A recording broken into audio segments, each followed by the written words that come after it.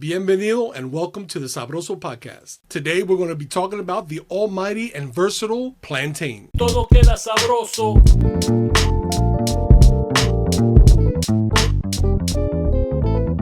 What is the plantain? Is it a plant? Is it a tree? It's actually an herbaceous plant.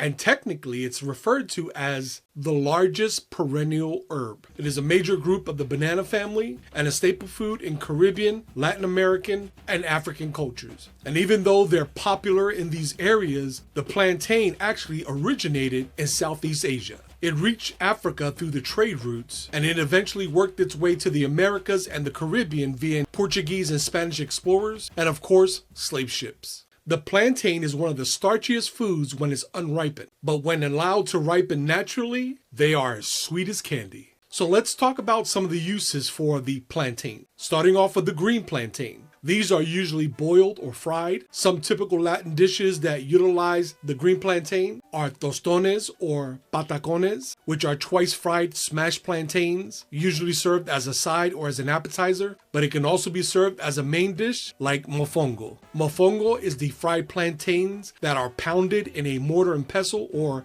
pilon, with fresh garlic and pork cracklings, and then it's served with some type of gravy or broth, like the broth from a pollo guisado or carne guisada, or one of my favorites, shrimp a la criolla. And because the plantain is gluten-free, it can actually be used as a substitute for bread in dishes like the jibarito. This iconic dish that originated in Chicago takes marinated beef and cooks it with onions, and it's sandwiched between two fried plantains. And it is so good. You could also boil a plantain for a healthier version in dishes like Dominican mango. Mango is simply green plantains that are boiled and then mashed with butter and served with los tres golpes, fried salami, fried cheese, fried egg. The three hits. The green plantain is also boiled in a stew called sancocho. However, one of the most manufactured products of the plantains are plantain chips. Plantain chips are simply thinly sliced plantains, whether it be green or in this case ripened, and it's either fried or baked until crisp.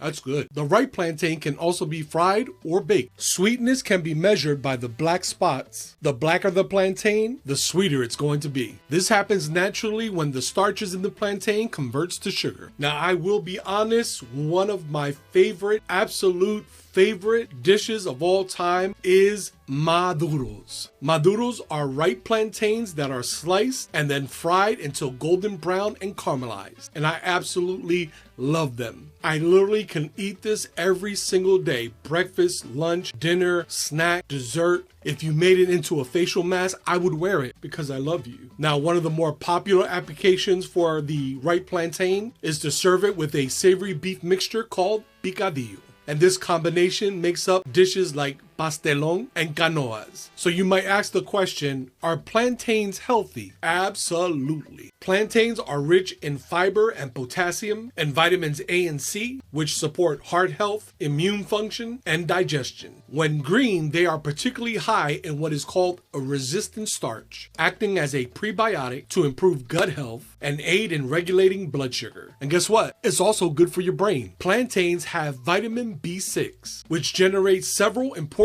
neurotransmitters that carry information from one cell to the other. Did you know that a serving of plantains can provide up to 24% of the daily amount needed of vitamin B6? That's why I'm so smart, people. So start incorporating plantains into your diet today. And if you can't find it fresh, no worries. Many supermarkets now carry frozen tostones and frozen maduros, which begs the question, are you team tostones or team maduros? Let me know in the comments. Until we meet again, get yourself some plantains and make it sabroso. Todo queda sabroso.